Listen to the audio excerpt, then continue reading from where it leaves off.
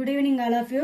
నేను మీకు ఈరోజు ఇంపార్టెంట్ అయినటువంటి కరెంట్ అఫైర్స్ గురించి చెప్పబోతున్నాను.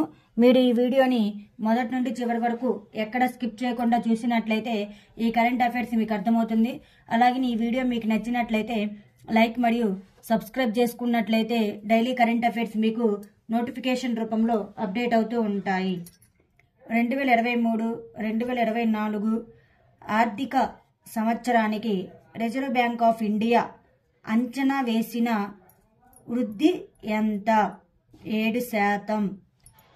భారతీయ బ్యాంకింగ్ వ్యవస్థలో నగదు నిల్వల నిష్పత్తి పనితీరు ఏమిటి? బ్యాంకింగ్ వ్యవస్థలో లిక్విడిటీని నియంత్రించడానికి వ్యాస్ సమ్మాన్ 2023కి ఇటీవల ఎవరు ఎంపికయ్యారు? పుష్ప భారతి.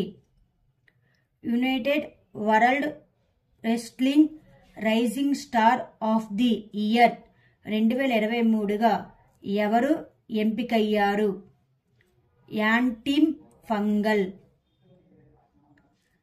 భారత పార్లమెంటు ఆమోదం పొందిన తర్వాత సమ్మక్క సారక్క సెంట్రల్ ట్రైబల్ యూనివర్సిటీని ఎక్కడ ఏర్పాటు చేస్తారు? తెలంగాణ.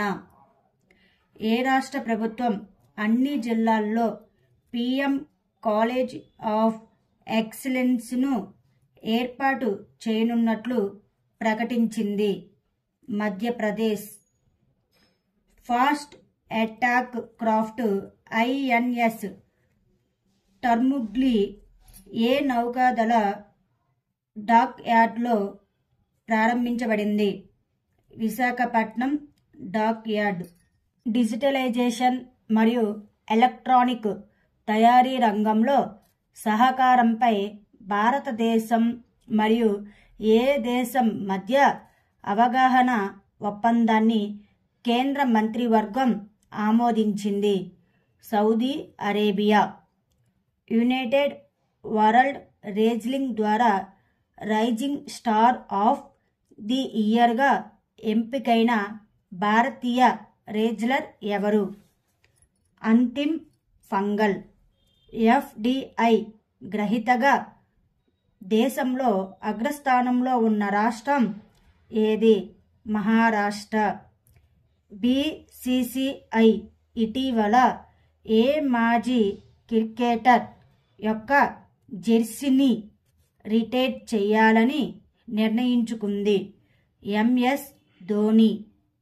మిస్ ఇండియా యుఎస్ఏ 2023 టైటిల్ను ఎవరు గెలుచుకున్నారు? రిజుల్ మైనీ. భజన్ లాల్ శర్మ ఏ రాష్ట్రానికి కొత్త ముఖ్యమంత్రిగా ఎన్నికయ్యారు? రాజస్థాన్. 50 ఆసియా ప్రముఖులు బ్రిటన్ జాబితాలో ఎవరు అగ్రస్థానంలో ఉన్నారు? Shahrukh Khan. 2024 Booker Prize judging ప్యానెల్లో ఏ బ్రిటిష్ ఇండియన్ కాంపోజర్ చేర్చబడ్డారు?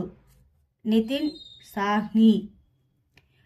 2023కి ఇందిరాగాంధీ శాంతి బహుమతి ఎవరికి లభించింది?